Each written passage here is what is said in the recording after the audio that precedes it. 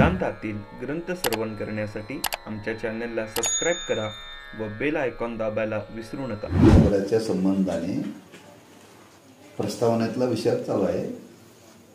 आज या शास्त्र संस्कार ग्रंथाची समाजाला आवड का नाही असं चिंतन मागच्या वेळी झालं। त्याची कारणं अनेक त्यांनी सांगितली आणि त्या भौतिक कारणाचा संबंध तिथं सांगितलेला आहे।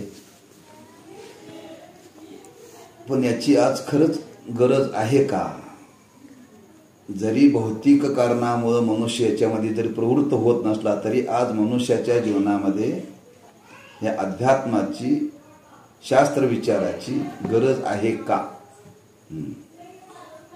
असं तर जाणण्याची इच्छा जर निर्माण झाली तर त्या संबंधाने पुढे थोडा आणखी त्या प्रस्तावनेमध्ये विचार मांडलेला पुढे पान नंबर 7 आहे।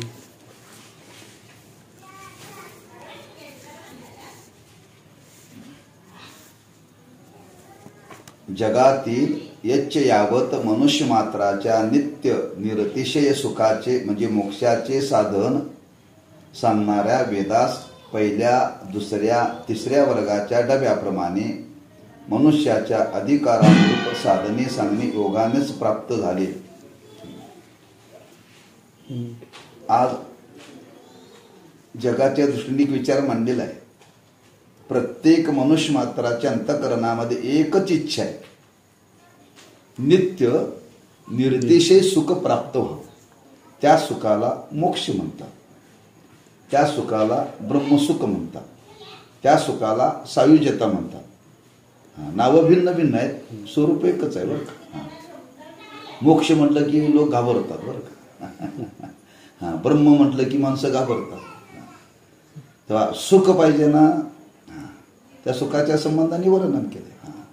जसं ज्ञानोबरांनी हरिपाठामध्ये वर्णन केले, देवाचे द्वारी उभा क्षण भरी तेने मुक्ती चारी साधी द्या। तुम्ही देवाचं नामस्मरण करा, तुम्हाला मुक्ती प्राप्त होईल। लोक म्हणजे आम्हाला मुक्ती नको, आम्हाला सुख पाहिजे। काय पाहिजे? सुख पाहिजे। ज्ञानेश्वर महाराज सुख पाहिजे म्हणताना ज्ञानेश्वर महाराज म्हणतात सुख देतो। कोणतं सुख देतो म्हणून शेवटच्या अभंगामध्ये सर्व सुख गोडी शाही शास्त्र निवडी रिकामा अर्ध गडी राहू नको। तिथं मोक्ष शब्द वापरला पहिल्या अभंगामध्ये आणि शेवटच्या चरणामध्ये सुख शब्द वापरला। सर्व सुख, सर्व सुखाचा तुम्हाला जर अनुभव यावा असं वाटत असेल तर तुम्ही भगवंताचं नाम घ्या। मग तिथं शब्द काय वापरला? मोक्ष। मोक्ष म्हटलं की लोकांना कळेल ना, मोक्ष म्हणजेच सुख। मोक्ष म्हणजे मोकळं होणं। काय होणं? मोकळं होणं। बांधलेल्याला बरं वाटतं का मोकळ्या माणसाला बरं वाटतं? लोकांना विचारलं माळ घाला, हे बंधनात नको म्हणतात। मोकळं पाहिजे म्हणजे कुठेही खाता आलं पाहिजे, काय खाता आलं पाहिजे, स्वैर जीवन जगता आलं पाहिजे। का? त्यात आनंद आहे म्हणतात ना। हा लोकांचा एक समज आहे। पण मोक्ष या शब्दाचा अर्थ की मोकळं होणं। मोकळं होणं म्हणजे कशातून? दुःखातून बाजूला होणं। दुःखातून बाजूला होणं। बंधन आहे आपल्याला बंधन आहे। कशाचं बंधन आहे? आपल्याला बांधलेलं आहे, प्रत्येकाला बांधलेलं आहे, पण दिसत नाही बरं का। कर्माने बांधलंय आपल्याला। कर्माने बांधलेलं आहे। त्याला उदाहरण दिलेलं आहे रहाट गाडग्याचं। कशाचं? रहाट गाडगं। पूर्वी त्या आडाला रहाट गाडगा असायचं आणि त्याला त्या गाडगी बांधलेला असायचं त्याला पूर्वी। ते पाणी सोडण्याकरता ते फिरवायचं खाली बरं का। ते खाली गेलं की पाणी भरून पुन्हा वर येतं बरं का। पुन्हा वर आलं की ते पुन्हा ती दोरी त्याला गुंडाळली जाते त्या राटाला। ते पाणी ओतून घेतलं की पुन्हा खाली सोडलं जातं बरं का। एकदा वर येतं, एकदा खाली जातं, एकदा वर येतं, एकदा खाली जातं। कुठंपर्यंत? ते गाडगं फुटत नाही तोपर्यंत.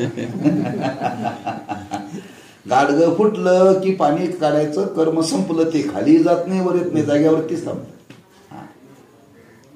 तसं आम्हा तुम्हाला कर्माने बांधलेलं आहे आणि त्या कर्माचा परिणाम या जन्मातून त्या जन्मात, त्या जन्मातून त्या जन्मात, त्या जन्मातून त्या जन्मात, कुठंपर्यंत गाडगं फुटत नाही तोपर्यंत.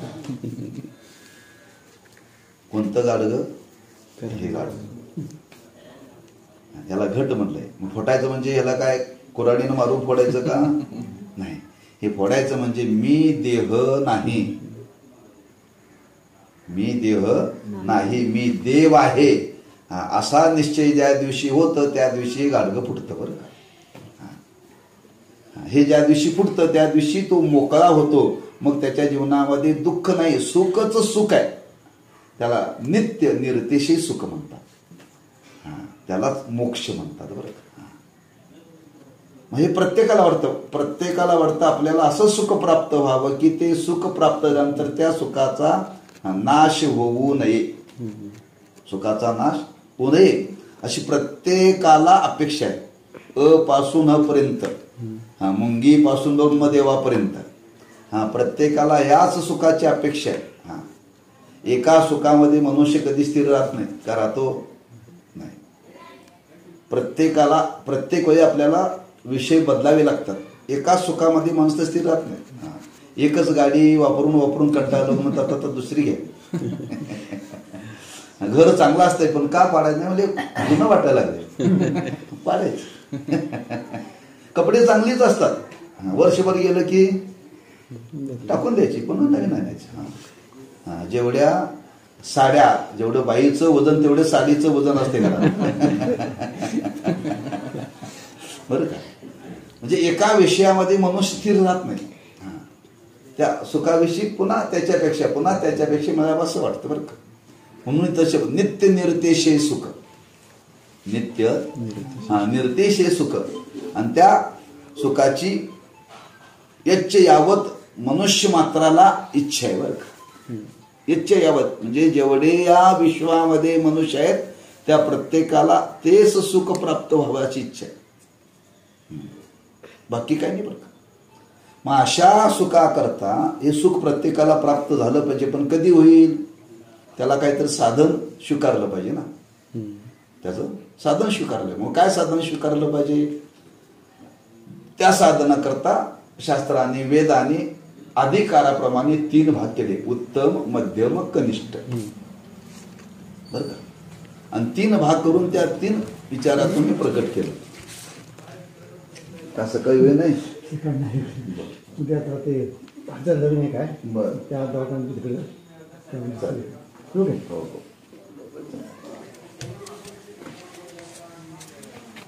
म्हणून त्यांनी उदाहरण दिलेलं आहे. जगातील यच्च यावत मनुष्य मात्राच्या नित्य निर्देशे सुखाचे म्हणजे मोक्षाचे साधन सांगणाऱ्या वेदास पहिल्या, दुसऱ्या, तिसऱ्या वर्गाच्या डब्याप्रमाणे मनुष्याच्या अधिकारानुरूप साधने सांगणे ओघानेच प्राप्त झाले. ओघानेच झाले. बरं का? का मनुष्यामध्ये 3च का? कोणी म्हणले 4 का नाहीत? बरं प्रकार 5 का नाहीत? 3च का? शंका आली पाहिजे आपल्याला. 4 प्रकार का केले? 3च का? प्रकाराचे 3 तुका म्हणे केले. 3 प्रकारचेच लोक आहेत का? हे जगतच त्रिगुणात्मक आहे. सत्वगुण, रजगुण, तमोगुण. या 3 गुणावर 3 प्रकार. 4था गुण नाहीच आहे जगात. 4था गुण नाहीच आहे. बरं का? या 3 गुणाचं कुणाच्या जीवनामध्ये सत्वगुणाचं प्राबल्य आहे, गुणाच्या जीवनामध्ये रजोगुणाचं प्राबल्य आहे आणि गुणाच्या जीवनामध्ये तमोगुणाचं प्राबल्य. 3 गुणात्मक हे जग असल्यामुळं 3 प्रकारचे लोक आहेत. सात्विक वृत्तीचे लोक आहेत, राजस वृत्तीचे लोक आहेत आणि तामस वृत्तीचे लोक.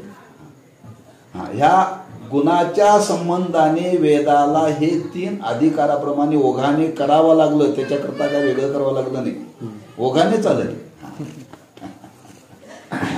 म्हणून 3 प्रकार सांगितले. बरं का? म्हणून साधने सांगणे ओघानेच प्राप्त झाले. पुरुषाने अधिकारानुरूप साधनात प्रवृत्त व्हावे म्हणून त्या साधन प्रतिपादनाची वेळी इतर साधनास अर्थवादाने तुच्छत्व प्रतिपादन केले आहे. आता ज्याचा ज्याच्यामध्ये अधिकार आहे त्यांनी त्याचंच राहावं, बरं का. ज्याचा अधिकार नाही ना तो त्यानं करेल म्हणून 3 अधिकाराचा सांगत असताना ज्याचा अधिकार आहे ते सांगत असताना त्या अधिकाराची साधनाची तिथं शास्त्राने निंदा केली. कसं बघा, त्याला साखरे महाराज नेहमी दृष्टांत देतात. आता हा लहान मुलगा आहे आणि हा मोठा आहे. मग याला शाळेत सकाळी पाठवायचं असतं. हा मुलगा तयार होत नाही. काय तयार होत नाही. त्याला सांगत तू शाळेला गेलं पाहिजे. ते म्हणजे दादा झोपलाय, दादा मूर्ख आहे. हा दादा मूर्ख आहे. तो त्याच्यापेक्षा 12वीला आहे, पण ह्याच्या दृष्टीने ह्याला शाळेत प्रवृत्त करण्याकरता त्याला सांगतो दादा मूर्ख आहे, त्याच्या नादाला लागू नको, तुला चांगलं शिकायचं ना. हा दादा मूर्ख आहे. खरं दादा मूर्ख आहे का? ह्याला शाळेत प्रवृत्त करण्याकरता दादाला मूर्ख म्हणावं लागतं, पण ह्याच्या दृष्टीनं तो दादा मूर्ख असला तर मूर्ख नाहीये. त्या तसं जे उत्तम, मध्यम आणि कनिष्ठ त्याच्या अधिकाराप्रमाणे त्या साधनात प्रवृत्त होण्याकरता त्या दुसऱ्या साधनाला तुच्छत्व द्यावं लागतं. आता ह्याला वाजवायचा छंद आहे, त्याला सांगितलं तू गायनाच्या भानगडीत पडू नको, ते चांगलं नाही वाजवायला का, त्याच्याकडे तो गुण चांगला आहे. तेच तुझा गुण चांगला होण्याकरता गायनवाल्याला नाव ठेवायचं, तुच्छ समजायचं. तुझ्याजवळ तो गुण आहे ना, तो गुण वाढवण्याकरता त्या गुणाचं तुला महत्व सांगायचं. तू त्या नादाला लागूच नको. ह्याला गायनाचा आनंद आहे, तू वाजवायच्या भानगडीवरती वाजवणं चांगलं नाही, कुठं चांगलं वाजवत बसतो. तेव्हाच ते एक त्याच्यामध्ये प्रवृत्त होतो. त्याच्या अधिकारानुरूप हे सांगावं लागलं. म्हणून पुराणामध्ये हा विचार आल्यावर का लक्षात ठेवा. देवी भागवत आहे, शिवपुराण आहे, विष्णू पुराण आहे. तुम्ही पुराण वाचा. विष्णू पुराणामध्ये शिवभक्ताची निंदा आहे, शिवपुराणामध्ये विष्णू भक्ताची निंदा आहे, आणि देवी पुराणामध्ये या दोघांची निंदा आहे. असं का? हा जो देवीचा भक्त आहे त्याच्याकडून तीच सेवा भक्ती घडावी त्याच्याकरता त्यांची निंदा केली. निंदा म्हणून नव्हे, याला त्याच्यात प्रवृत्त होण्याकरता. म्हणून अधिकारानुरूप जो जसा ज्याचा अधिकार आहे ना तो त्यांनी तेच करायचं, दुसरं त्यांनी करायचं नाही. म्हणून त्या साधनाच्या संबंधाने इतर साधनांना तुच्छत्व सांगितलेलं आहे बरं का. म्हणून अर्थवादाने तुच्छत्व प्रतिपादन केले आहे. त्यामुळे वेदवाक्यात परस्पर विरोध असल्याचे भासल्यास त्यात आश्चर्य नाही. कधी कधी ऐकताना विरोध वाटतो. हे वाटलं तर त्यात आश्चर्य मानायचं गरज नाही. आपण जर आता पंढरीची वारी करायची, त्याला पंढरपूरची वारी करायची ना सांगितलं पंढरपूरचीच वारी कर, बाकी तू कुठली साधना करू नको. होय होय वार करी पाहे पाहे रे पंढरी. अहो ते बाकीचे लोक ब्रह्मज्ञान संपादन करायले, तू करू नको, तो पांडुरंगच तुला देतोय. काय करावी साधने फळावगीची येणे. बरं तू दुसरं काय करू नको, एक ती पंढरीची वारीच कर, त्या साधनाला तू जाऊच नको. म्हणून भक्ती सुखाचं वर्णन करताना संतांनी सांगितलं मोक्ष सुखा हानू लाता. आम्हाला मोक्षाचं सुख नको, आम्ही त्याला लाता आणू. कोणाकरता सांगितलं? ज्याला भक्तीचं सुख भोगायचं आहे त्याला. पण ज्याला मुक्त व्हायचं त्याला सांगितलं काय? अरे मोक्षच मिळवला पाहिजे. मोक्षाशिवाय मनुष्याच्या जीवनाला कृतार्थता नाही. जो जिज्ञासू आहे त्याला वाटतं आपल्या मागं लागले दुःख कायमचं निवृत्त व्हावं, मग त्याला सांगावं लागतं तू बाकीचं काही करू नको, तू हे ज्ञान संपादन कर. म्हणून आपल्याला वाचताना कधी असा विरोध दिसेल तो खरा विरोध नाही बरं. म्हणून त्याला म्हणतात समन्वय. बरं का, समन्वय लावला पाहिजे, लक्षात ठेवा. म्हणून तिथं वर्णन केले आश्चर्य नसले तरी कोणाशी वेदवचनावर अविश्वास होणे संभवनीय आहे. हे ऐकल्यानंतर कधी कधी कुणाच्या मनामध्ये शंका येण्याची येऊ शकतो. आहे, अविश्वास निर्माण होती जमी हे खरं का ते खरं, हा? हे खरं का ते खरं. शास्त्राने सांगितलं जे विषयासक्त माणसं आहेत तुम्ही त्या प्रपंचामध्ये राहूनच परमार्थ करा म्हणून सांगितलं. आणि एखाद्याच्या जीवनामध्ये जिज्ञासा निर्माण झाली त्याला म्हणलं प्रपंचाच्या भानगडीत तू पडूच नको. एकाला सांगताय प्रपंच करा म्हणून आणि एकाला सांगताय प्रपंच करू नका म्हणून. कोणी म्हणे तुमचं सांगण्यावरती विश्वास कसा ठेवायचा, सांगण्यावरती विश्वास का, याची आसक्ती सुटत नाही ना, मग त्याच्यात राहून तू परमार्थ कर. म्हणून ज्ञानोबांनी पहिला सांगितलं असोनी संसारी जिवे वेगू करी. बरं का, त्या संसारामध्ये राहा आणि त्याचा अधिकार जसा जसा जसा वाढेल, वाढल्यानंतर सांगितलं लटिका हा व्यवहार सर्व हा संसार वाया येरजार हरिविन. पहिल्या अभंगात सांगता संसारात राहून परमार्थ करा आणि शेवटी सांगता संसार खोटा आहे त्याच्यात पडू नका. ज्ञानेश्वरांना विचारलं महाराज पहिलं सांगितलं खरं का शेवटचं सांगितलेलं खरं,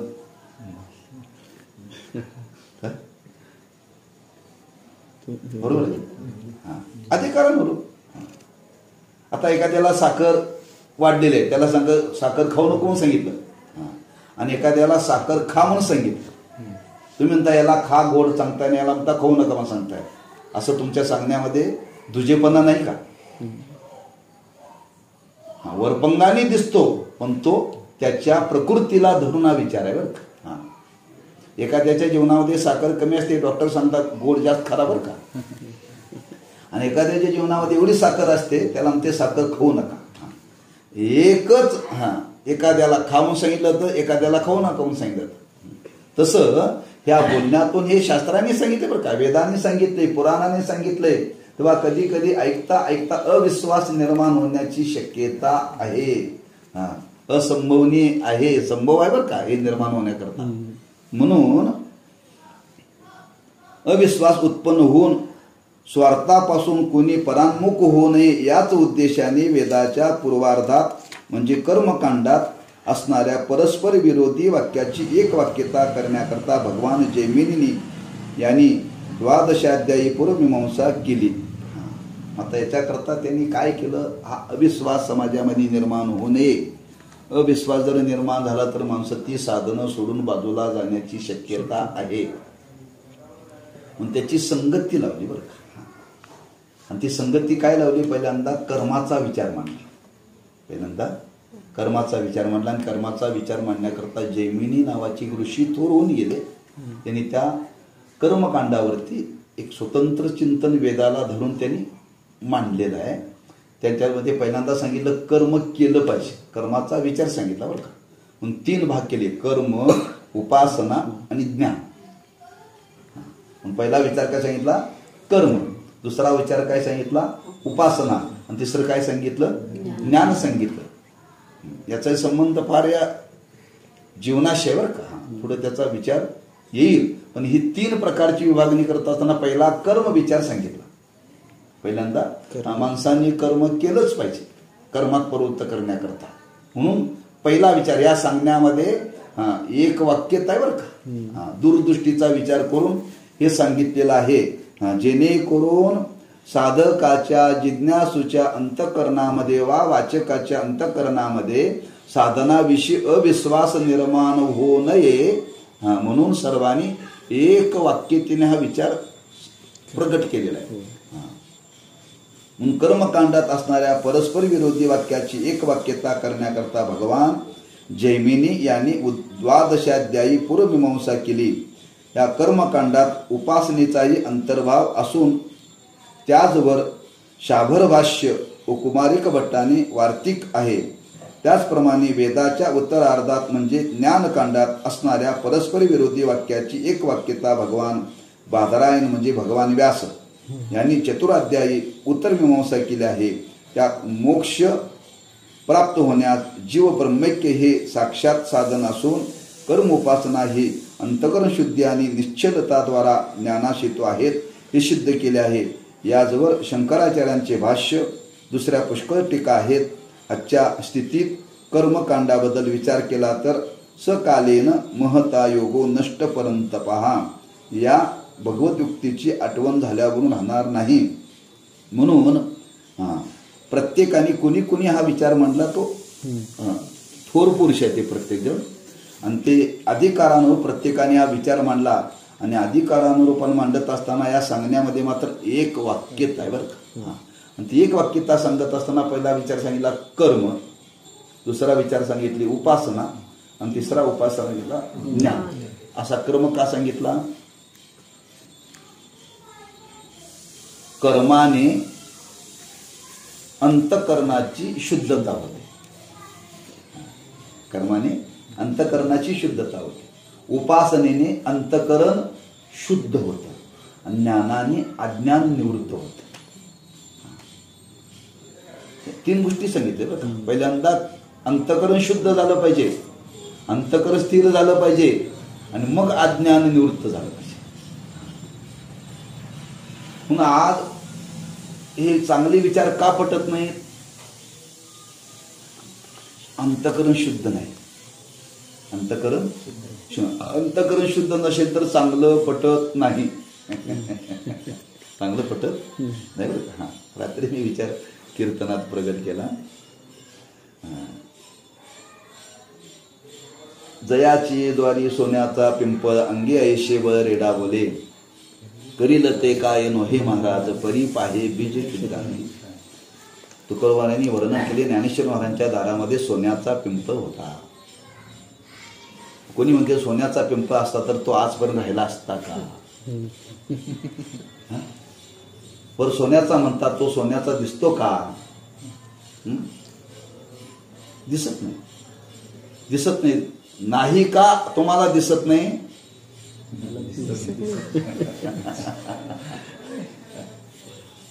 सोन्याचाच आहे. का दिसत नाही? परी पाहे बीज शुद्ध. बीजना त्याचं अंतकरण शुद्ध पाहिजे.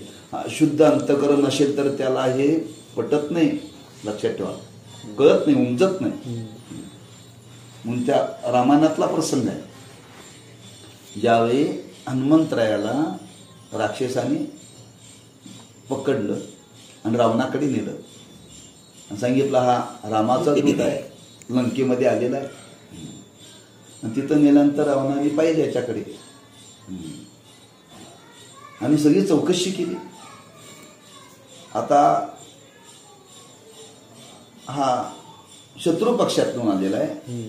आता शत्रू पक्षातून आलेल्या त्याला परत पाठवायचं नसतं बरं का, त्याचा तिथं शेवट करायचा असतो. आणि सगळी चौकशी करता करता रावणाने विचारलं तुझं मरण कशात आहे सांग. मरण कशात आहे सांग. हनुमंतराय म्हणजे मला मरणच नाही, मला मरणच नाही. रावण म्हटला शक्यच नाही, कारण मी एवढी मोठी तपश्चर्या केली. मी ब्रह्मदेवाला पहिला वर मागितला मला अमर व्हायचं आहे. ब्रह्मदेव म्हटला मीच अमर नाही तर तुला कुठं देऊ. मीच अमर नाही तर तुला कुठून वर देऊ. तेव्हा रावण म्हटला अरे या जगामध्ये अमर कोणीच नाही आणि तू खोटं बोलतो का म्हणे अमर आहे म्हणून मला मरण नाही. आता हनुमंत मी चिरंजीव आहे, मला मरण नाहीच आहे. म्हणजे खरं सांग. आता खरं सांगायचं तर काय बोललं जातं, शपथ, रामाची शपथ घे. आता हनुमंतराने विचार केला आपण याला खरंच सांगितलंय, याला पटत नाही, काय करावं. हा खरं ऐकण्याच्या योग्यतेचा नाही, खरं ऐकण्याच्या योग्यतेचा नाही. मी याला खरंच सांगितलंय मला मरण नाहीच आहे, मी अमरच आहे. आता रावण हा तिथं अधिकाराने कमी पडला, खरं पटे ना. मग हनुमंताने विचार केला हरकत नाही म्हणले, माझं मरण शेपटात आहे म्हणले, माझं मरण शेपटात आहे. रावणाला वाटलं खरंच त्याला शेपूट आहे, बाकी कोणाला शेपूट नाही. तेव्हा हे असू शकेल. ते रावणाला लगेच पटलं आणि पटल्यानंतर सांगितले त्या शेपटीला आग लावा. पुढची कथा आपल्याला पाहिजे. रावण सामान्य नव्हता. 4 वेदाचं अध्ययन त्याचं झालं होतं. चार वेदाचं अध्ययन झालेल्या माणसाला सुद्धा खरं पटत नाही, पेपर वाचणाऱ्याला कसं पटेल? गावाच्या उचापत्या करणाऱ्याला कसं पटेल? म्हणजे सामान्य पण लक्षात ठेवा. रोज शंकराची भक्ती एवढी करत होतो, 1000 तो कमळ रोज शंकराला वाहत होता. एवढा असून सुद्धा त्याला खरं पटेल. म्हणून शास्त्राने सांगितलं, ज्यावेळी खरं पटत नाही समजावं त्यावेळी अंतःकरणाची शुद्धता नाही. अंतःकरणाची शुद्धता पहिल्यांदा झाली पाहिजे. ज्याच्या अंतःकरणाची शुद्धता नाही त्याच्याकरता वेदांनी सांगितलं तुम्ही कर्म करा. ज्याचं अंतःकरण शुद्ध झालेलं आहे, काय स्थिर नाही आहे, त्याला सांगितलं तुम्ही उपासना करा. ज्याचं स्थिर झालेलं आहे, ज्याचं शुद्ध झालेलं आहे, फक्त अज्ञान आहे, त्याला सांगितलं आता तुम्ही ज्ञान संपादन करा. म्हणून असे काही अधिकारी आहेत 3 प्रकारचे. आणि हेच वर्णन केले तुकोबरांनी. कोणी सुना, कोणी लेकी, कोणी एकी स्वतंत्र. कोणी कर्मामध्ये प्रवृत्त होत्या, कोणी उपासनेमध्ये प्रवृत्त होत्या, तर कोणी ज्ञानामध्ये प्रवृत्त होत्या. अशा अधिकार संपन्न आहे बरं का. आणि त्या अधिकाराप्रमाणे ही 3 साधनं सांगावी लागली बरं का. म्हणून अंतःकरणाच्या शुद्धीकरता कर्म, अंतःकरणाच्या स्थिरतेकरता उपासना आणि अज्ञान निवृत्ती करता ज्ञान, असं क्रम प्राप्तच आहे. आणि या सांगण्यामध्ये सगळ्यांची एक वाक्यता आहे. एक वाक्यता आहे. जेवढी पुराण होऊन गेली, जेवढी शास्त्रकार होऊन गेले, याच्यामध्ये कोणाचाही वाद नाही, अधिकारामध्ये कोणाचाच वाद नाही, एक वाक्यता. मग सर्वांनी सांगितलं ही साधना केली पाहिजे. या साधने तो अधिकार प्राप्त होईल, दुसरा याला पर्याय नाही. म्हणून प्रत्येक शास्त्रकारींना विचार मांडत असताना 2 प्रकारचा पहिला स्वीकार केला. एक पूर्वमीमांसेमध्ये कर्माचा आणि उपासनेचा संबंध आला, आणि उत्तर मीमांसेमध्ये ज्ञानाचा संबंध आला. मग ते त्याच्याकरता भर कोणी दिला? अधिक उत्तर मीमांसा सांगण्याकरता व्यासाने अधिक त्याला महत्व दिलं, शंकराचार्यांनी त्याला अधिक महत्व दिलं. ते पुढे वर्णन केलेलं आहे. उत्तर मीमांसेबरोबर शंकराचार्यांचे पश्चात श्री रामानुजादी अनेक भाष्यकार झाले आहेत, तरी पण शंकराचार्यांचे मत जास्त प्रचलित आहे. या सर्व ग्रंथाची भाषा संस्कृत आणि सरणी न्यायघटित असल्यामुळे शंकराचार्यांनी प्रतिपादन केलेले अद्वैत मत हेच मोक्षाची निश्चित साधन असल्यामुळे तेच समजून सांगण्याकरता साक्षात विष्णूचे अवतार ज्ञानेश्वर महाराजांनी संस्कृत नभिज्ञ मोक्षार्थी भोळ्या भाविकाकरता भगवद्गीतेवर भावार्थ दीपिका, स्वतः सहज प्राप्त असलेल्या अनुभवाचा अमृतानुभव आणि चांगदेव 65 उपदेश करण्याच्या निमित्ताने चांगदेव 65 असे प्राकृतात अद्वैत शास्त्राचे प्रस्तांतरे करून ठेविले आहे.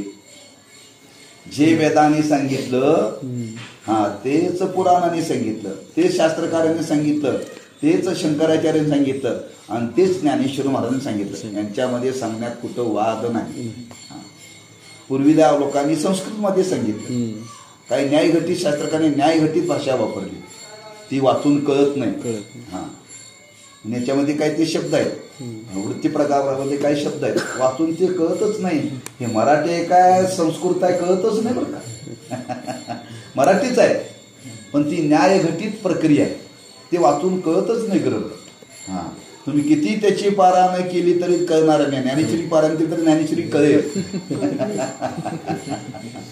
पण कळणारच नाही, किती भाषाच न्यायघटित आहे. हो, म्हणून ज्ञानेश्वर महाराजांनी विचार केला हे सगळ्यांना कळलं पाहिजे, म्हणून त्याच वेदाचं मनोगत पुराणाने सांगितलं, शास्त्राने सांगितलं, तेच मनोगत भगवंतांनी गीतेच्या रूपाने सांगितलं. जे गीतेच्या रूपाने सांगितलं तेच मनोगत ज्ञानेश्वर महाराजांनी मराठीमध्ये ज्ञानेश्वरीच्या रूपाने प्रगट केलं.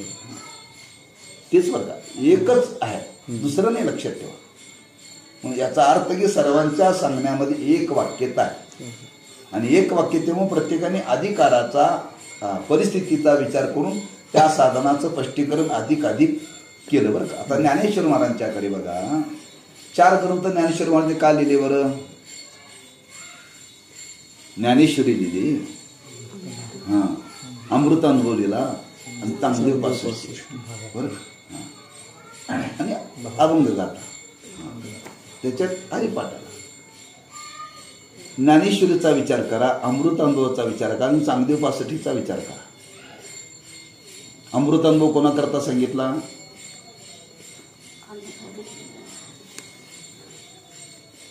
जे अनुभूतीला प्राप्त झाले त्यांच्याकरता बरं का. चांगदेव 65 कोणाला सांगितली? योग्याला सांगितली. ज्ञानेश्वरी कोणाला सांगितली? सर्वांच्या करता सांगितली. त्यातही ज्याला अमृतानुभवही कळत नाही, चांगदेव 65 कळत नाही, ज्ञानेश्वरी कळत नाही, त्याच्याकरता महाराजांनी हरिपाठ सांगितला. म्हणजे महाराजांच्या समोर हे ग्रंथ निर्माण होण्याला कारण काय? त्या अधिकाराचे लोक होते म्हणून. घरात वरण भातही करावा लागतो, तिखट आमटी करावी लागते, पण वरण भात लहान मुलाला बरोबर आहे ना. म्हणजे मधली तरुण आहेत त्यांचं रक्त तापलेलं असते ना, थोडं तिखट लागतं त्यांच्याकरता तिखट, आणि जे वयस्कर झाले त्यांच्याकरता दूध भाकरी. एकच करते बरं का. घरात तशी माणसं आहेत ना, त्या ह्याप्रमाणे करावं लागतं. तरुणाला वाळलेली भाकरी चालते, पण म्हाताऱ्याला चालत नाही, त्याला मौच लागते ना. म्हणजे स्वयंपाक करताना सुद्धा घरात सुद्धा 3 प्रकारची माणसं आहेत खाणारी सुद्धा. त्या पद्धतीने त्याला करावं लागतं. वरण भात त्या मुलाला तेच खाऊ घातलं पाहिजे, त्याला तिखट खाऊन चालणार नाही. जो अगदी कडक भाकरी करतो त्याला मऊ घालायची गरजच नाही, आणि जो मऊ खातो त्याला कडक देऊन चालत नाही. जर जेवणाकरता जर भेद करावा लागतो तर जीवनाकरता भेद नसेल का? जीवनाचं रहस्य जाणून घेण्याकरता शास्त्रकारांनी हे त्याच्या अधिकाराप्रमाणे भेद केले. म्हणून ज्ञानेश्वर महाराजांनी ग्रंथ लिहिण्याचं कारण आहे. म्हणून जे संस्कृत आहे, मराठी आहे, त्याच्यामध्ये विभागणी जरी केली तरी मात्र एकच आहे. आणखी व्यवहारातलं एक उदाहरण दिलेलं आहे. तुम्हाला सांगितलं पंढरपूरला जा, सगळ्यांना सांगितलं पंढरपूरला जा म्हटल्यानंतर हा गेला बस स्टँडला. तुम्ही ठरवलं 4 चाकी गाडी घेऊन जायचं, आणि एकाने ठरवलं चालत जायचं. जा म्हणल्यानंतर एक निघाला चालत, एक निघाला एसटीनं, आणि एक निघाला स्वतंत्र गाडीनं. त्याला सांगितलं होतं का? असं का? ते म्हणजे आपल्याकडे पैसेच नाही, पायी गेलेलं बरं. म्हणून आपल्याला थोडेसे पैसे आहेत, आपल्याला चालणं शक्य नाही, किंवा बसनं किंवा रेल्वेनं जावं. म्हणजे आपल्याकडे एवढा पैसा आहे, स्वतंत्र गाडी घेऊन जाऊ ना. म्हणून तो त्याच्या योग्यतेप्रमाणे निघाला. पायी चालणाराही पंढरपूरला चाललाय, बसनं जाणाराही पंढरपूरला चाललाय, आणि गाडीनं जाणाराही पंढरपूरला. म्हणजे सगळी पांडुरंगाला चाललीत का नाही? साधना भिन्न आहे, पण साध्य एकच आहे. साध्य एकच आहे. मग तुम्ही का हे आपल्या अधिकाराप्रमाणे आपण त्याचा स्वीकार केला, आपल्या अधिकाराप्रमाणे त्याचा स्वीकार केला. म्हणजे याच्यामध्ये साधनामध्ये जरी भिन्नता दिसत असली तरी साध्य मात्र एकच आहे. म्हणून सर्व शास्त्रकारांनी अनेक प्रकारांनी ग्रंथ लिहिले असले तरी सर्वांना सांगायचा एकच बरं का. काय?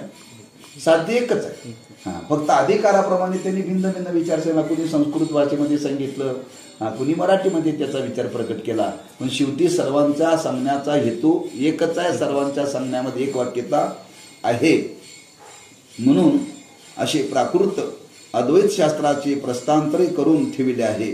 प्रस्तांतरी शब्दाचा अर्थ पुढे येणार आहे, आता त्याचा सांगत नाही मी आपल्याला. वर सांगितलेल्या शंकराचार्यांच्या ग्रंथाचा परिचय करून घेऊन जर कोणी ज्ञानेश्वरी किंवा अमृतानुभवाची चिंतन करील तर त्यास ज्ञानेश्वर महाराजांचे भगवत ऐश्वर्य समजून येईल. जे शंकराचार्यांनी सांगितलं ते तुम्हाला कळावंसं वाटत असेल तर ज्ञानेश्वरी वाचा. ज्ञानेश्वरी तुम्ही जर वाचली तर त्या संतांनी काय सांगितले ते कळेल बरं का. तेच सांगितलंय, फक्त भाषा बदलली, फक्त भाषा बदलली बरं का. काय ज्ञानेश्वर महाराजांना सांगायचं आहे ते शंकराचार्यांना काय सांगायचं आहे, वेदाला काय सांगायचं आहे, आपल्याला हे ग्रंथ वाचल्यानंतर कळेल. पण त्याच्यापुढे आणखी एक विचार मांडला की भगवत ऐश्वर्य समजून येईल ज्ञानेश्वर महाराजांचे. जो सिद्धांत समजून सांगण्याकरता शंकराचार्यांना 10 पत्रे व्याख्यान करावे लागले, तोच सिद्धांत ज्ञानेश्वर महाराजांनी एका अर्ध्या ओवीत सहज सिद्ध केला. 10 पानं शंकराचार्यांनी जो विचार मांडला तो ज्ञानेश्वर महाराजांनी एकदा अर्ध्या ओवीत मांडला. जे किती सोपं केलं समाजाकरता, किती सोपं केलं. म्हणजे समाजापर्यंत ते पोचवण्याकरता तोच विचार आहे. पण कधी हे तुम्ही वाचल्यानंतर तुम्हाला कळेल, न वाचता तुम्हाला हे कळणार नाही.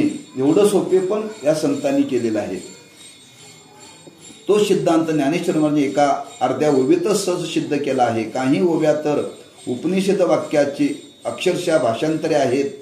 असे पाहिले म्हणजे वयाच्या 19व्या वर्षी असे ग्रंथ निर्माण करणारा पुरुष भगवत अवतार मानल्याशिवाय गतीच नाही असे निश्चित होते. बरं, वयाच्या उपजताची ज्ञानी हे वर्म जाणोनी आले लोटांगणी चांगदेव.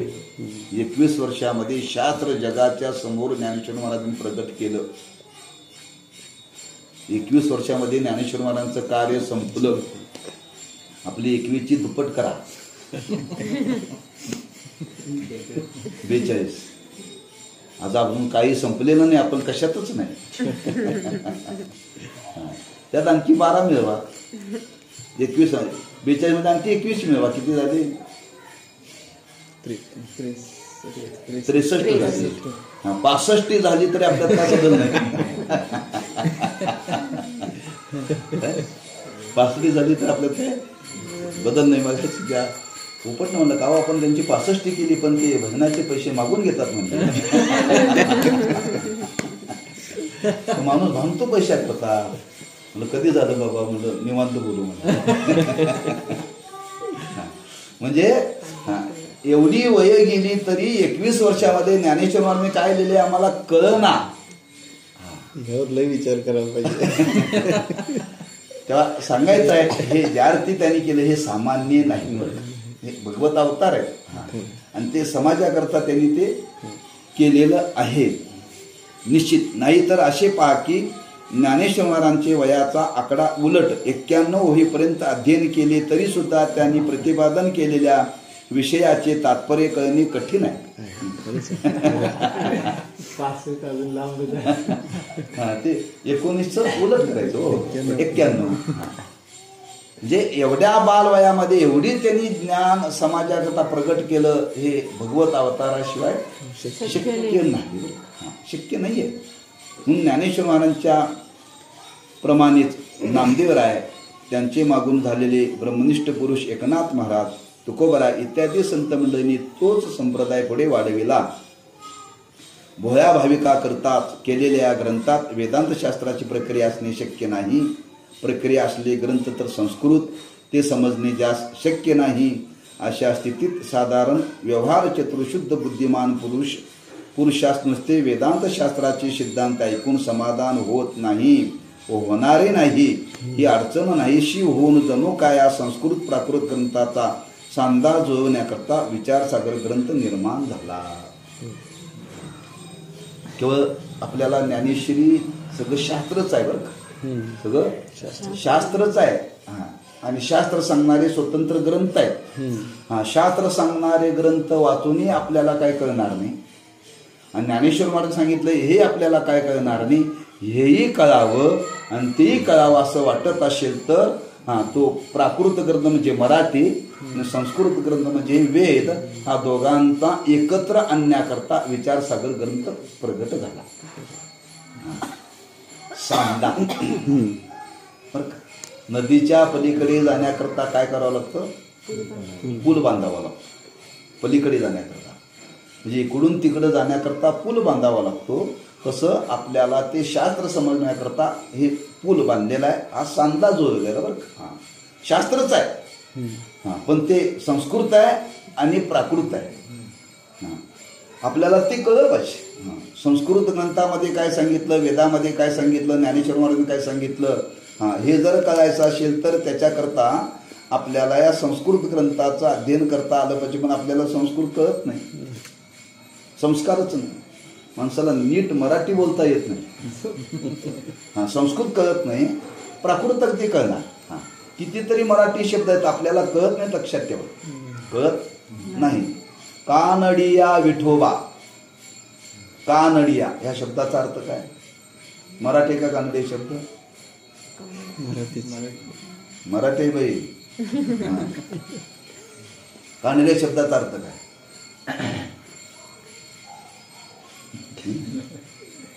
मराठीच आहे का नाही? मराठीच. मग कानडी शब्दाचा ऐकल्यानंतर आपल्याला अर्थ काय वाटतो? कर्नाटकातला. कर्नाटकातला असा त्याचा अर्थ. कानडिया म्हणजे कळण्याकरता अनाकलनीय आहे, त्याला कानडिया म्हणतात. तो कळणं शक्यच नाही. कानडिया. नड, नडणं म्हणजे अडकणं, आडणं. आडणं बरं का. म्हणजे त्याला जर जाणायचं असेल तर तो कळत नाही का न कळणार आहे, हेच तुकोबारांचं नवल केवळे केवळे न कळे कानोबाचे कोळे. त्याला पर्यायी प्रमाण आहे. आम्हाला कानडी म्हणजे तो कर्नाटकातला असा त्याचा अर्थ नाही. म्हणजे मराठी शब्द आहे पण आपल्याला त्याचा अर्थ कळत नाही. मग मराठीतले जर प्राकृत, मराठी म्हणजे प्राकृत ते कळत नाही. संस्कृती कधी कळायचं आपल्याला? संस्कृत. म्हणून ह्या दोन्हीचा समन्वय आपल्याला साधता यावा म्हणून त्याला प्रक्रिया ग्रंथ हा विचारसागर या अभ्यासकांनी तो प्रगट केला. आम्हा तुम्हाला ते साधावं, आपल्याला ते शास्त्र कळावं. काय वेदाचं मनोगत आहे, काय शास्त्राचं मनोगत आहे, काय संतांचं मनोगत आहे, हे आम्हाला तुम्हाला कळायचं असेल तर या ग्रंथाच्या द्वारे आपल्याला तिथंपर्यंत पोचायचं आहे. ज्ञानेश्वरी कळावी असं वाटत असेल तर याचा आपल्याला आधार घेऊन ते कळायचं आहे, समजून घेण्याकरता. बरं आपल्याला तिथून इथंपर्यंत यायचं असेल तर गाडीचा वापर करावा. हे मी विज्ञान मानत नाही, पायी आहे, मग मी पायी आहे.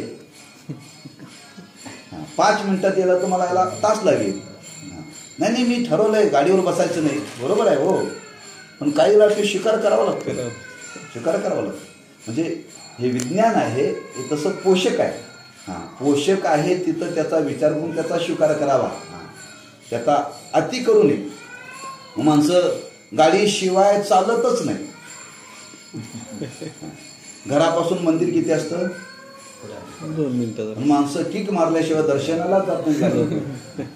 गाडीचा वापर कुठं करावा? दूर जाण्याकरता वापर करावा का जवळच्या कामं करता? परिणाम गाडीशिवाय माणसं चालत नाहीत. कालांतराने चालता येत नाही. डॉक्टर म्हणतात रोज 5 किलोमीटर तुम्हाला चालावं लागेल. परिणाम भोगावा लागला की नाही? काय अति वापर झाला त्याचा. जिथं गरज आहे तिथं त्याचा स्वीकार करा ना. म्हणून या साधनाचा स्वीकार काही गोष्टीमध्ये जीवनामध्ये करावा लागतो. तसं ह्या शास्त्रीय ग्रंथाचा स्वीकार करावा. लोक म्हणतात काय गरज आहे आम्हाला कुठं प्रवचन करायचं आहे का, आम्हाला काय कीर्तन करायचं आहे का, जगाला उपदेश करायचा आहे का? जगाला उपदेश करण्याकरता ग्रंथ नाही, स्वतःच्या समाधानाकरता आहे. स्वतःच्या समाधान आहे. स्वतःचं समाधान बिघडू नये म्हणून एकांतात तुम्ही जर एकटे बसला तरी समाधान बिघडता कामा नये.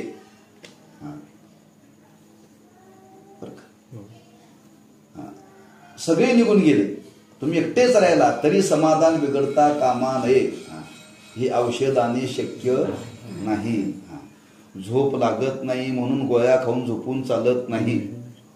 किती दिवस गोळ्या खाणार? गोळ्या खाता खाता साईड इफेक्ट झाला ना. गोळी न खाता झोप लागली पाहिजे. त्याच्याकरता काय केलं पाहिजे? कष्ट केले पाहिजे. कष्ट केलं की शरीर थकतं, शरीर थकतं. तसं हे बुद्धीनं जाणायचं आहे, हे बुद्धीनं जाणायचं आहे. आणि बुद्धीनं जाणल्यानंतर त्या बुद्धीला जर हे कळालं आणि बुद्धी परिपक्व झाली की तुमचं समाधान कधी बिघडणार नाही, कधी बिघडणार नाही. बरं म्हणून आपल्या जीवनामध्ये याची गरज आहे ह्या ग्रंथाची. म्हणजे शास्त्र ग्रंथ याच्याद्वारे आपल्याला काय आपल्या जीवनाचं रहस्य आहे, संतांनी काय सांगितलं, वेदांनी काय सांगितलं, आपली संस्कृती काय, धर्म काय आहे हे आपल्याला कळण्याकरता हे ग्रंथ आहे. हा ग्रंथ म्हणजे अंगणवाडीतला पहिला ग्रंथ आहे. अंगणवाडीतला अंकल्पे आहे बरं का. 12 खडी शिकल्याशिवाय पुढे जाता येत नाही. म्हणून शास्त्र करण्याकरता, संतांचं मनोगत करण्याकरता ह्या ग्रंथाचा आधार घ्यायचा आहे बरं का. आणि ते कळायचं कशाला, आपल्या जीवनाचं रहस्य आपल्याला काय आहे ते कळण्याकरता. म्हणून असा एक विचार सांगून हा विचारसागराचा एक अनुभव त्या महात्म्यांनी प्रगट केलेला आहे बरं का. की विचारसागराविषयी स्वतःचा अनुभव, या ग्रंथ कुणी निर्माण केला त्याच्या चरित्राचा पहिला विचार केला बरं का. त्यानंतर या ग्रंथाच्या संबंधाने प्रकाशित करणाऱ्या त्यांचा संबंध साखरे महाराजांनी स्वतःचा अनुभव सांगितलेला आहे. पुण्यातील साखरे घराण्यात श्री ज्ञानेश्वरी ग्रंथाच्या पठण पाठनाचा संप्रदाय पूर्वापार असल्याने महाराष्ट्र प्रांतात प्रसिद्ध आहे. त्या कुलात लेखकाचा जन्म असल्यामुळे मातेच्या गर्भात असल्यापासूनच ज्ञानेश्वरीच्या श्रवणाचा योग आला. साखरे महाराजांच्या घराण्यांचं वैभव सांगितलं तर ज्ञानेश्वरी पूर्वीपासून परंपरा आहे. नाना महाराज साखरे म्हणून होऊन गेले. पहिले पुरुष होऊन गेले अच्युत महाराज. त्यांनी ज्ञानेश्वर महाराजांच्या समाधीसमोर अनुष्ठान मांडलं. मौली मला ज्ञानेश्वरी कळावी. हे 350 वर्षापूर्वी बरं का. 350 वर्षापूर्वी काळ आहे. आणि त्यांनी ज्ञानेश्वर महाराजांच्या समोर अनुष्ठान म्हणलं, मला ज्ञानेश्वरी कळावी, मला ज्ञानेश्वरी कळावी. ज्ञानेश्वर महाराज दृष्टांत दिला, तू जो अर्थ करशील तो मला मान्य आहे, कर. पहिला मराठीचा अर्थ मूळ साखरे महाराजांनी केला.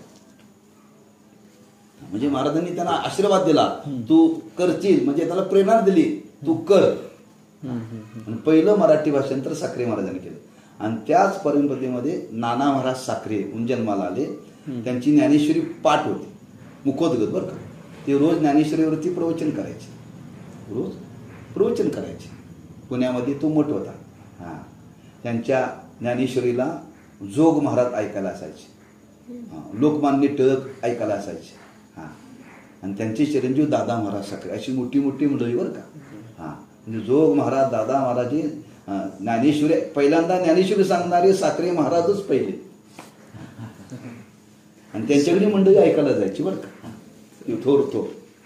आणि त्यांची ज्ञानेश्वरी एवढी पाठ होती, झोपेतही तुम्ही त्यांना उठवलं तर ते ज्ञानेश्वरीच म्हणायचे बरं.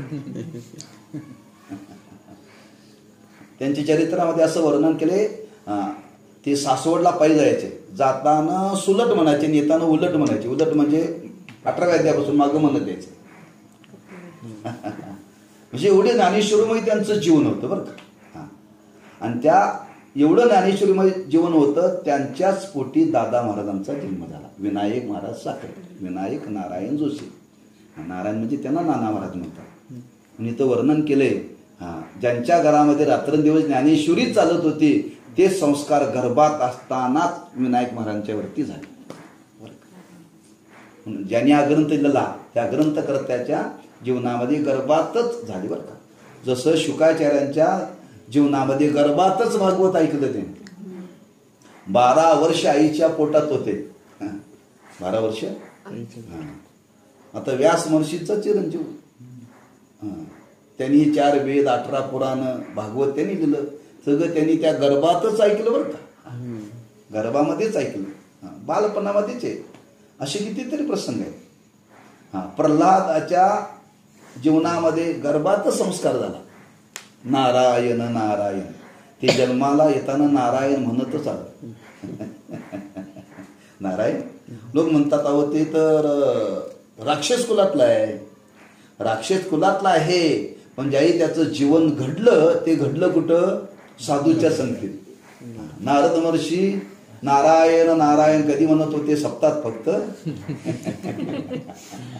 अखंड ते त्रिभुवनामध्ये फिरत होते, पण नारायण नारायण याच्याशिवाय ते जपच करत नव्हते. आणि त्यांच्या आश्रमात त्या प्रल्हादाची माता राहिली आणि त्या गर्भातच संस्कार झाले बरं का. भक्त म्हणून ती जन्माला आली. तसं दादा महाराजांच्या जीवनामध्ये संस्कार झाले म्हणून लेखकाचा जन्म असल्यामुळे मातेच्या गर्भातच आल्यापासून ज्ञानेश्वरीच्या श्रवणाचा योग आला. तथापि वयाच्या 23-24 वर्षापावेतो स्वइच्छेने ज्ञानेश्वरी ग्रंथाचे अध्ययन करण्याची प्रवृत्ती झाली नाही. होईल कशी? तुका म्हणे नाही चालत तातडी प्राप्त काळ घडी आल्या विन. बर का? श्रवण केलं, त्यांच्या पोटी जन्माला आले. एवढा काळ त्यांच्या जीवनातला गेला. म्हणजे वर्णन केले. नाही चालत तातडी. किती वर्ष झाली? तुझं वय किती आहे? 27. तुमचं वय किती? 38. आता तुमचा आमचा संबंध किती वर्षापासून आहे? बरीच वर्ष. मग आताच विचारसागर ऐकण्याची इच्छा का झाली? नाही चालत तातडी. एवढ्या जवळ महाराज मग मला महाराज आम्ही तुमच्या विचारसागर शिकणार आहे, गीता शिकणार आहे, कधी म्हटलं सा?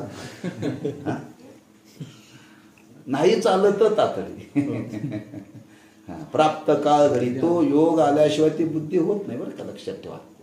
म्हणून त्यांच्या जीवनामध्ये सुद्धा हे नेमच आहे नीतीचा बरं का.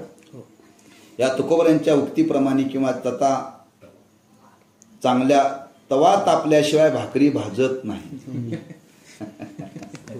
तवा तापल्याशिवाय भाकरी भाजत नाही, लक्षात ठेवा. बुद्धी परिपक्व झाल्याशिवाय इकडं माणसाची प्रवृत्ती होत नाही. भाजावी लागते भाजी, ते तवा तापावा लागतो.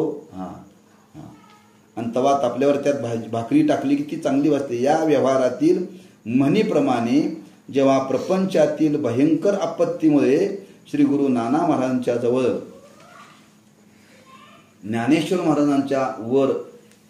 महाराजांच्या वर सांगितलेल्या प्रस्थांतरेचे अध्ययन केले. वडिलांचे मुखाने श्री शंकराचार्यांच्या अद्वैत शास्त्रातील ऐश्वर्य श्रवण करून त्यांच्याही प्रस्थानत्रे श्रवणाची इच्छा झाली. ग्रंथ श्रवणाची उत्तम सोय श्री क्षेत्र काशीस असल्यामुळे तिकडे जावे असे मनात आले. वडिलास परवानगी विचारली. त्यावेळी त्यांनी सांगितले, आचार्यांचे प्रस्थांतरातील सर्व सार विचारसागर ग्रंथ आहे, तो ग्रंथ प्रथम वाच. त्यांच्या आज्ञेप्रमाणे ग्रंथ वाचू लागलो, परंतु त्यात गती होईना. शिवाय काशी जाऊन शंकराचार्यांचे ग्रंथ ऐकण्याची उत्कट इच्छा असल्यामुळे वडिलांनी काशी जाण्याची परवानगी दिली. त्याप्रमाणे काशीस गेल्यावर ब्रह्मीभूत स्वयंप्रकाशानंद या स्वामी महाराजांच्या जवळ छांदोग्य, बृहदाकारण्यादी उपनिषदे व पंचदशी या ग्रंथ श्रवणाचा योग आला. बरोबर नेलेला विचारसागरी स्वामींची जवळ वाचला. विचारसागर ग्रंथ प्राकृत असल्यामुळे स्वामी महाराज प्रथम तो सांगण्यास नाखुश होते, परंतु माझ्यावर त्यांचे प्रेम असल्यामुळे त्यांनी सांगितला. त्यावेळी स्वामी महाराज व इतर श्रोते संन्यासी विचारसागर ग्रंथाची फारच तारीफ करू लागले व स्वतः विचारसागर वाचल्यानंतर वेदांतावरील कोणत्याही ग्रंथात सहज प्रवेश होऊ लागला.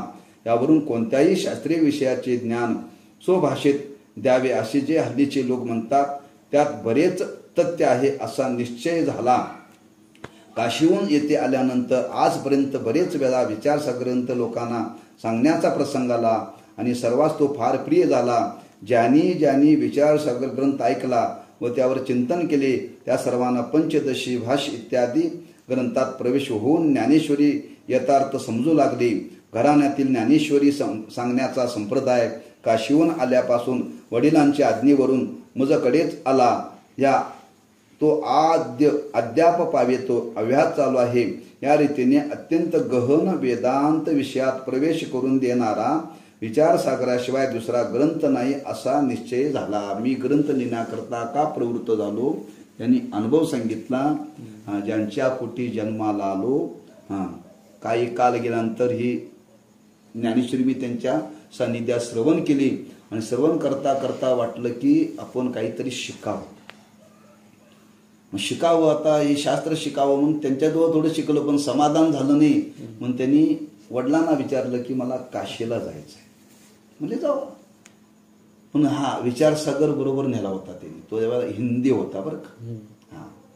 तो बरोबर नेला, वाचला, पण तो वाचून कळत नव्हता. तिथे गेल्यानंतर त्या स्वामींच्या जवळ राहिले. त्यांनी सांगितलं मी आलोय आपल्याकडे. त्यांनी काही ग्रंथाचं अगदी सांगितलं मला हा विचारसागर शिकवायचा आहे, पण त्यांची वृत्ती पाहिली आणि त्या वृत्तीला पाहून ते प्रसन्न झाले आणि त्यांनी तो त्यांना ग्रंथ शिकवला. बरं का, तो ग्रंथ शिकवला. तर जाताना ते बरोबर घेऊन गेलेच होते. आणि त्यांची ती उत्कट आणि त्यांचा भाव पाहून ते प्रसन्न झाले आणि प्रसन्न होऊन त्यांनी ते ज्ञान दिलं. ते वाचल्यानंतर आपल्याला वाटलं खरंच हा ग्रंथ अतिशय चांगला आहे, मार्मिक आहे आणि हाच ग्रंथ आपण अभ्यासावा म्हणून पुन्हा पुन्हा त्याचा अभ्यास केला. इतकी पारायण त्याची केली. पुन्हा पुन्हा तो वाचला. त्यांनी अनुभव सांगितला अनेक ठिकाणी. पुन्हा पुन्हा जसं आपण कितीतरी 108 वेळा त्यांनी वाचला असेल विचारसागर. आणि तो पुन्हा पुन्हा वाचून उठकत इच्छा झाली आणि त्याच्यामुळं त्या गुरूंच्या कृपेने अनेक ग्रंथाचं आकलन व्हायला लागलं. प्रस्थांतरी म्हणजे 3 ग्रंथ आहेत. त्याचं अध्ययन केल्यामुळं बुद्धी परिपक्व झाली आणि हे ज्ञान आपण आता समाजाला द्यावं आणि समाजाचे उपयोगी आहे किंवा मनात संकल्प आला आपण या ग्रंथाचं अध्ययन अध्यापनाची परंपरा चालू करावी म्हणून दादा महाराजांच्या पासून ही परंपरा आळंदीत सुरू झाली. म्हणजे आळंदीमध्ये विचारसागराची सुरुवातच दादा महाराजांच्याकडून, पहिली दादा महाराज. आणि नाना महाराजांच्या सान्निध्यात जोग महाराजांनी ऐकलं म्हणून त्यांनी पुन्हा स्वतंत्र संस्था निर्माण केली. पहिला दादा महाराजांचा आश्रम पुण्यामध्ये होता. जोग महाराजांनी आळंदीत काढला पहिला. दादा महाराजांनी पुण्यातला बंद केला आणि पुन्हा आळंदीत केला इंद्रायणीच्या काठी. आणि त्या अध्ययनाची परंपरा चालू पुढे केली. या ग्रंथावरती लिहिण्याची इच्छा निर्माण झाली. पुढे त्यांनी वर्णन केले. विचारसागर अनेक पारायणे झाल्यामुळे विचारसागर लिहिण्याचे कारण काय, याची अनेक पारायणे केली. त्यात द्व्युक्तीचा आणि आवश्यक असा काही भाग असल्याचे आढळून आले. कैलासवासी रा हरभरे यांनी हिंदी विचाराचे मराठी भाषांतर सुमारे 50 वर्षापूर्वी केलेले आहे. त्यात मूळ ग्रंथात निश्चलदासजींनी दोहे केले किंवा चौपाई लिहिल्या आहेत. त्या ठिकाणी मराठीत ओव्या करून घातल्या आहेत. परंतु त्या ओव्यावरील व्याख्यान अति विस्तृत सोपपत्तिक असल्यामुळे ओव्याची आवश्यकता या ग्रंथात काहीच दिसून येत नाही. ग्रंथाची भाषा जुनी पौराणिक असल्यामुळे अलीकडील सुशिक्षितात ते मराठी भाषांतर वाचताना बराच घोटाळा झाल्यासारखे वाटत असे. ते ओवीबद्ध लिहिलं. ते हिंदी विचारसागर हरभरे शास्त्रींनी त्याच्यावरती ओवीबद्ध केलं. ते ओवीबद्ध करून सुद्धा त्याचा विस्तार फार झाला. हे लोकाला, चांगल्या लोकांना, बुद्धिवादी लोकांना हे स्वीकारता यावं. ओवीबद्ध ग्रंथ म्हणजे माणसं वाचायला प्रवृत्त होत नाहीत. हे गबाळ ग्रंथाचं काम म्हणतात. शिक्षित लोकांची सुद्धा याच्यामध्ये प्रवृत्ती व्हावी या भावनेने त्यातला काही भाग काढून हा ग्रंथ लिहिण्याकरता मी प्रवृत्त झालो. अत्यंत विद्वान पंडित ग्रंथ लिहिताना तो आपल्या दृष्टीने शास्त्रीय विषयातील काही भाग अगदी सोपा असून सहज समजल्यासारखा आहे असे समजून तेवढा भाग फार संक्षिप्त लिहितो. पण तो सामान्य लोकांना अत्यंत दुर्बोध असतो. काही विद्वान लोक एखादा सिद्धांत सांगतात अतिशय चांगला आहे, पण सामान्य लोकांना तो बुद्धीला ग्रहण होत नाही.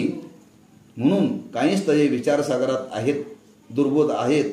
इतक्या अडचणी त्यात असोनी हल्ली तो ग्रंथ बाजारात मिळेनासा झाल्यामुळे आमच्याकडे वाचण्याकरता येणाऱ्या लोकांना मोठी अडचण पडू लागली. त्यामुळे वर लिहिलेले त्यातील दोष काढून कठीण विषयाचा जास्त खुलासा करून काही अवश्य विषय मूळ ग्रंथात असते तर बरे झाले असते. त्यात घालून आपल्याकडून होईल तितका ग्रंथ सर्वांग पूर्ण करावा असे मनात आल्यावर हा विचारसागर रहस्य नावाचा ग्रंथ लिहिला आहे. काही गोष्टी त्यातल्या गाळ्या. सर्वांना तो सिद्धांत महत्वाचा आहे. त्या सिद्धांताच्या संबंधाने कसा आपल्याला हे समाजाच्या समोर करता येईल असा विचार करून हा ग्रंथ लिहिण्याकरता प्रवृत्त झालो. अलीकडे वेदांत शास्त्रात जितके ग्रंथ प्रसिद्ध झालेले आहेत त्यात वेदांताची प्रक्रिया बहुतेक नसतेच असे म्हटले तर अतिशयोक्ती होईल असे वाटत नाही.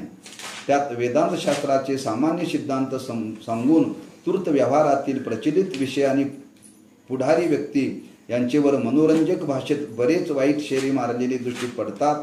पण यापासून जिज्ञासू काही फायदा होत असे वाटत नाही. थोडक्यात सांगावयाचे म्हणजे विचारसागरासारखा ग्रंथ प्राकृत भाषेत तर नाही, परंतु संस्कृत भाषेतही नाही असे आत्मविश्वासाने म्हणण्यास हरकत नाही. याचा अर्थ संस्कृत भाषेत चांगले ग्रंथ नाहीत असा नाही. भामती निबंध, विवरण, कल्पतरू, चित्सुकी, वेदांत परिभाषा, अद्वैत सिद्धी इत्यादी अनेक ग्रंथ संस्कृत भाषेत अत्यंत सूक्ष्म विचाराने पांडित्य परिपूर्ण आहेत खरे, पण ते सामान्य लोकांस असोल्या नारळाचा माकडास उपयोग काय? हे होण्या इतके निरुपयोगी आहे. अवश्य तेवढी प्रक्रिया अगदी सोप्या सरळ भाषेत लिहिण्याचा ग्रंथ निदान माझे तरी पाण्यात नाही. या दृष्टीने विचारसागरासारखा ग्रंथ संस्कृत भाषेत नाही असे म्हटले आहे.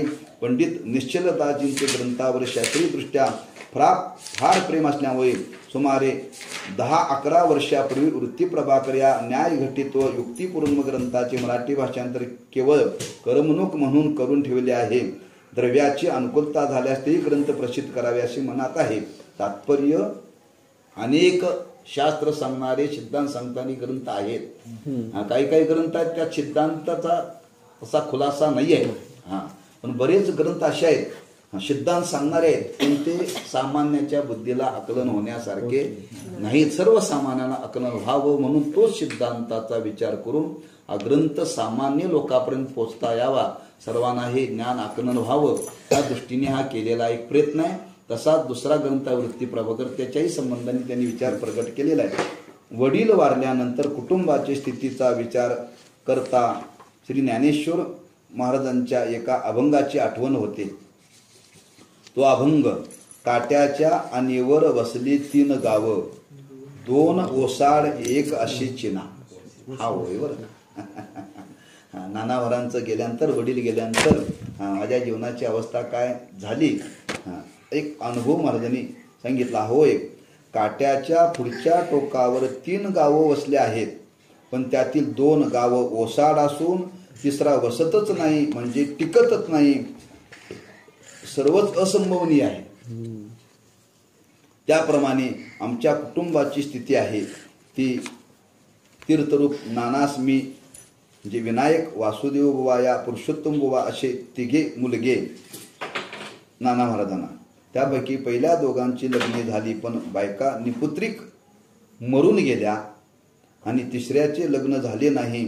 अशा स्थितीमध्ये आपल्या घराण्यात वंश परंपरेने चालत आलेली ज्ञानेश्वरी ग्रंथाचे अध्ययन अध्यापन चालेल असे तर नाहीच.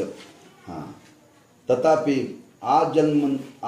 जन्मपर्यंत ज्ञानेश्वर महाराजांचे ग्रंथाचे, विचारसागर वृत्ती प्रभागाचे आणि पंचदशी आदी करून संस्कृत ग्रंथाचे पठन पाठन होण्याकरता क्षीरक्षेत्र आनंदी नजीक इंद्रायणीचे दक्षिणी तीरी कुबेरगंगेसमोर श्री गुरु साखरी संस्था स्थापन केली व 5-6 वर्षापूर्वी खासगी ट्रस्ट करून या संस्थेत मी आपली स्थावरण जंगम व इस्टेट अर्पण केले आहे. आणि तेथे माझ्या श्रीगुरूंचे स्मारक म्हणून काही मोडक्या तोडक्या झोपड्या करून ठेवल्या आहेत. त्या झोपड्यातच मी संस्थेचा ट्रस्टी म्हणून असतो.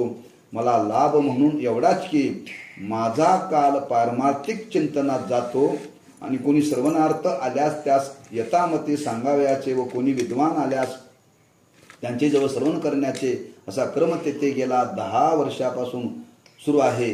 या संस्थेमार्फत हल्ली एक साधकाश्रम नावाचा आश्रम सुरू आहे.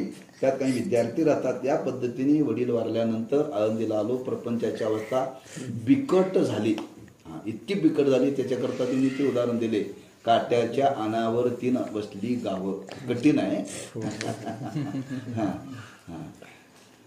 अशा परिस्थितीमध्ये आळंदीत येऊन हे श्रवण करावून झोपड्या उभ्या केल्या.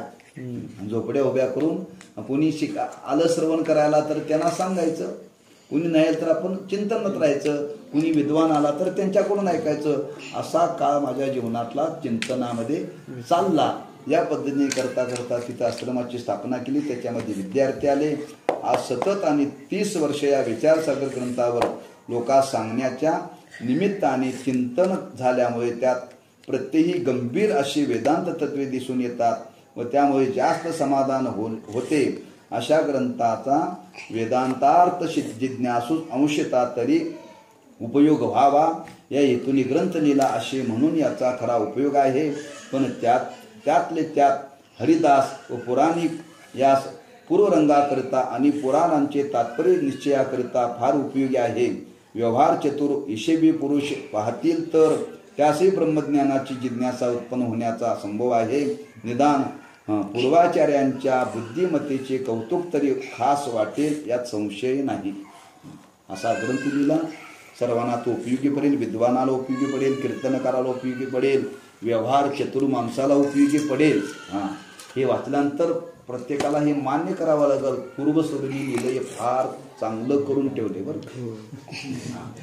असं बुद्धीला आपल्याला हे मान्य करावं लागेल असं या ग्रंथाच्या मागं हेतू ठेवून जी जिज्ञासू वृत्तीचे लोक आहेत. जिज्ञासू म्हणजे त्याला जाणण्याची तीव्र इच्छा झाली त्याला म्हणतात जिज्ञासू. अशा लोकांकरता हा ग्रंथ फार उपयोगी आहे. हा ग्रंथ जर कळला तर प्रपंच सुद्धा चांगला करता येतो बरं का. हा व्यवहार सुद्धा चांगला करता येतो. म्हणून जिज्ञासू वृत्तीचे लोक आहेत. जिज्ञासूच्या वृत्तीची भूक भागवली पाहिजे. भूक भागवली पाहिजे. मग जिज्ञासूच्या वृत्तीची भूक कशाने भागते? विचाराने, ज्ञानाने. देहाला लागणारी भूक वेगळी बर का, मनाला लागणारी भूक वेगळी आणि बुद्धीला लागणारी भूक वेगळी. या देहाला इंद्रियाला जी भूक लागते त्याला या देहाला जगवण्याकरता अन्न लागतं बरं का. मनाला भूक लागते कशाची? भावनेची बरं का, भावनेची. आणि बुद्धीला भूक लागते विचाराची. एकच तिकडे करून चालत नाही. बुद्धीला भूक लागली विचाराने त्याला सांगितलं तू चांगलं मिष्टान्न खा, नाही चालत, समाधान होत नाही बुद्धीचं. ज्याला मनाला भावनेची भूक लागलेली आहे त्याला तिथं भक्तीचाच विचार सांगावा लागेल. म्हणून वर्णन केले. काय वर्णन केले? जी भूक लागलेली आहे त्या भुकेकरता तीच वस्तू द्यावी लागते, दुसरी पर्यायी चालत नाही. म्हणून तृषा लागलिया जीवनाते ओढी तैशी तुझी गोडी लागोया जीवा. ज्ञानेश्वर महाराज देवाकडे प्रार्थना करता, देवा अशी मला तुझी गोडी लागू दे. कशी? तृषा लागलिया जीवनाते ओढी. तृषा म्हणजे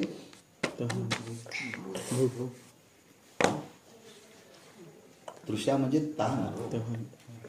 ताण भागवण्याकरता काय लागतं? पाणी, दूध. दूध पण द्रव्य पदार्थच आणि पाणी पण द्रव्य पदार्थच. तहान लागलेल्या माणसाला सांगितलं आमच्या गावात पाणी मिळत नाही, दूध आहे भरपूर, चालेल?